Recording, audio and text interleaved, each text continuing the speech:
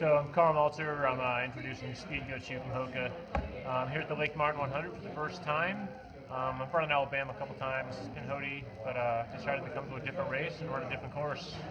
Welcome to Alabama. Can you talk about this shoes, Hoka what is it, Hoka? Hoka 1-1. Hoka 1-1. Hoka 1-1. I've been with Hoka 1-1 since beginning of 2009. And after a few years of running in the other shoes, we started to make a shoe called the Speedgoat, aka my nickname. So here it is, front side, back side, upside down, if I can catch it.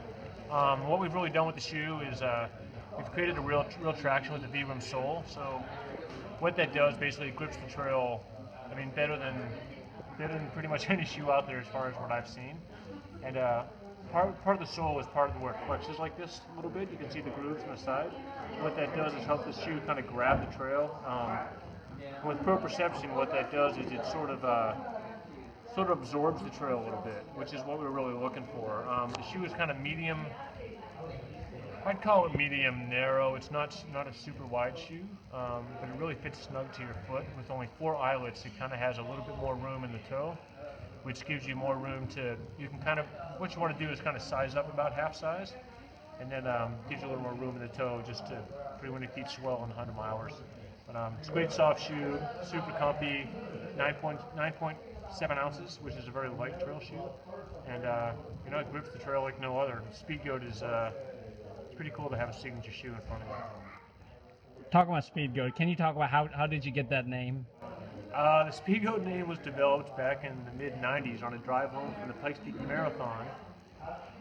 Buddies of mine were just driving home, talking, yakking, enjoying the ride, stiff and sore, and we threw out the word Speedgoat. And it just kind of stuck with me, and I brought that with me for the last 15 years, running ultramarathons and marathons on trails, and now it's sort of stuck with me, and someone's got to have the name. So, how many ultramarathons have you done? Marathons, ultramarathon, 100? That's a good question. I've done about 125 ultramarathons. The exact number I don't even know anymore.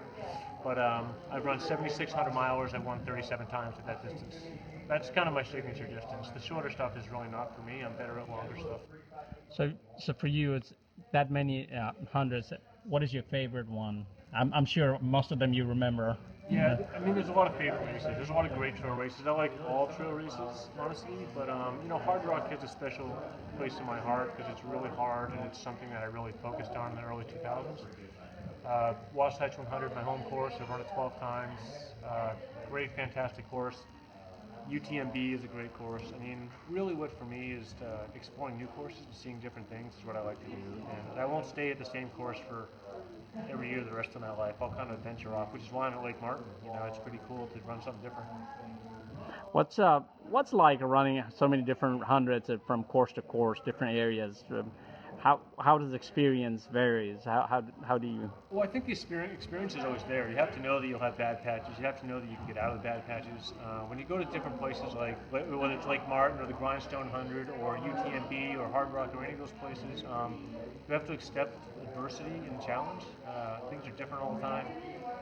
So you just kind of have to accept what's there. On the East Coast, we're dealing with humidity, right? So I'm from Utah, like the second driest state on the planet. So I have to adapt to humidity. So I try to just change my plan a little bit, make sure my hydration is right. And that's the beauty of going to a new course. That I'm running Lake Martin blind. I ran 2 days on the course, well marked. David Tosh does a great job, but it's different. So it's just rolly hills, and that will relentlessly be tough eventually throughout the course. It's going to be fun. Tell us about if somebody wants to run 100. What for newcomers? What kind of advice would you give them? Well, I think you have to. If you're running a first 100, I think you have to respect the distance. Number one, you have to. It's easy to say don't be intimidated by the distance, but your first time, yeah, we're all intimidated by it, right? But at the same time, if you've been training well and things are going well, the whole key to it is sticking with, just keep eating. Nibble and sip is like a great piece of advice because you never want to put too much in you at once or too little at once at the same time. Just kind of nibble and sip. And remember that things always don't get worse. Things can actually get better after mile 70 than it is at mile 20 sometimes. I felt terrible at mile 20 sometimes, but you know, I talk myself into keep going, and by mile 50, I'm cruising along again. So you have to just remember that it's a long day. It's going to take, you're going to go through the night, and it's going to be hard, but when the finishing is the real key. When you finish, you'll remember that I just did 100 miles. 50 miles becomes super easy, sort of. But just remember that, you know, you can do it. Everyone can do it if you really try. You know, if you don't finish and you have a tough day, then you know you go back and get it again, and that's just how it works. You just have to like persevere and be tough. So my next experience, what happened this summer after the Lake Martin 100, I'm heading to the Sonoma 50 in 3 weeks. That's really just going to go visit my friends. A lot of friends of mine are running there, so I'm going to go and hang out, drink some good wine in Sonoma, probably more or less just have fun, and then try to break my world record at speed golf for 12 hours, where I currently hold the record for 229 holes in 12 hours. Silly record, doesn't really matter much, but after that, I'm focused all about the Appalachian Trail, and I'll be chasing Scott Jurick's record, which, you know, I hope to break it. At the same time, the experience of being out on that trail is like no other. If you've ever been on the AT, you'll learn that eventually when you get on it, but I have a great support crew. Red Bull's behind me, Hope is behind me, all my sponsors are behind me, and I'm hoping that in early August, when I start, I will be successful sometime in September. I got Scott and Jenny Jurick helping me at the end, which will be really inspirational for me. And you know, and also other great friends, my wife Cheryl and Eric Bells and Mike Mason and Dave Horton, the list goes on. But that's really my focus for the year. And will that put a stamp on my career? Hopefully it'll put a stamp, but it won't put the end of my career. I just hope that I get to go out and do these things that I love to do the rest of my life, and that's, for me, that's what's really most important, is to be out there and doing what I like to do. And whether I get faster or slower, my old age at 48, it doesn't matter so much to me anymore. It's really about just being out here and enjoying and teaching other people too. I mean, coaching people has been a great thing for me as well, and I've learned a lot from people that I've helped.